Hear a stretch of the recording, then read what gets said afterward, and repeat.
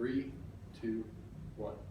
Hello, we are Group 12. We are currently designing Project Hidden Move. I'm Hunter Karam. I'm Nadja Ross. I'm Joanne Tang. What we are doing is we are creating a modular Rube Goldberg machine in order to design to teach basic physics concepts to high school students. Such concepts include the conservation of momentum, conservation of energy, uniform circular motion, and Newton's laws of motion. In the rest of this presentation, we will be going over the project schedule and how we intend to manage the project, the customer interviews, the customer responses, and what our ideal customer would be, our target specifications and the related customer needs, and the economic analysis of the project, during which we will go over the cost of production, the price of each product, and the expected profit and revenue. So for our project, the way we currently have our design laid out, the ping pong ball will come in through an entry ramp here, follow the track along to this pendulum, and this pendulum will hit the ball, demonstrating the conservation of momentum. The ball will then continue along the banked track here, which will demonstrate uniform circular motion, and then take the track up into the elevator, ride the elevator up to the top of the ramp, which will demonstrate conservation of energy, and then the ball will then exit along this ramp here. We currently have the project designed so that there are 3 main phases. The design phase 1, which is the preliminary project planning, design phase 2, which is concept generation and testing, and design phase 3, which is the final touching up of the project, during which we will go over our final economic analysis of the project and design the project so that it is more easily manufactured. During our project planning exercise, we agreed that our target customers would be 11th and 12th grade physics classes, aiming at both the students as well as the instructors. The product we decided on will be a new product platform because we are trying to create a new, cost-efficient and technologically innovative physics educational toy.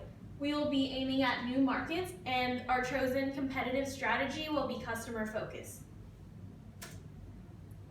So for this project, we interviewed 5 potential customers, 4 of which were students and 1 was an instructor. So after creating the use case as well as the customer profiles, we decided that our ideal customer would be Mr. Michael Culver, a high school teacher that teaches robotics and technology education at Blacksburg High School.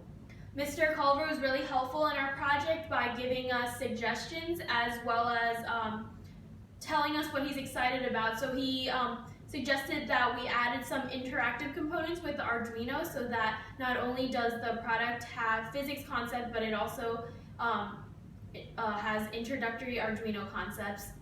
And the 4 students that we interviewed were all college students who have a brief background of physics, and they all think that this product will help students understand physics concepts better. The general consensus was that customer wants a compact, durable, and interactive product. Based on the customer needs, we're able to come up with our engineering characteristics. With those engineering characteristics, we're able to rank them and see how they related to the customer needs. We were then able to come up with our target specifications and rank the target specifications. We came up with the 3 top target specifications, the first one being the number of physical concepts demonstrated. That was very important to the customer, so we made sure it was important to us as well. The second and third target specifications that were most important were the acceleration of the ball and the exerted force on the ball. Those 2 go hand in hand with the number of physics concepts demonstrated because we want to make sure we're demonstrating them properly and we understand what the ball is doing as well. For our economic analysis, we decided to use scenario 2 model, or in other words, the price will change depending on how many units we sell. We have 2 types of costs. We have a fixed cost and an estimated cost. The fixed cost was given to us, but the estimated cost was, the fixed cost was given to us, but the estimated variable cost was based on the materials we use in the Arduino. Since we are using cheap materials, the Arduino is raising the price up to $40. So we have our, so we came up with our price equation, and with that equation and the fixed cost, we were able to come up with the 2 break-even points. The range for the break-even points is pretty large, so for this being a new product, we don't have to sell that many units in order for us to make profit.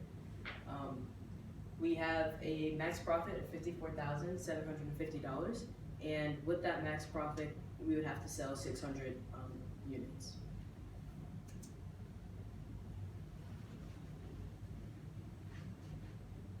So today we talked about a lot of concepts. So just to give you an overview of what we talked about, we have 3 stations. We have a elevator, a pendulum, and a banked ramp, demonstrating 4 different physics concepts: conservation of momentum, conservation of energy, circular motion, and Newton's laws of motion. We've interviewed 5 customers, one being the ideal customer, a tech ed teacher at Blacksburg High School. We have 12 target specifications, which were based on the customer's needs, and we decided to go with the scenario 2 economic analysis model. We've completed design phase 1 from what I've said before: the interviews, the target specifications, a brief estimated economic analysis, and we are on track to doing design phase 2 right now. We expect a completed project by December 1st, so stick with us, and I hope you guys all enjoy our product.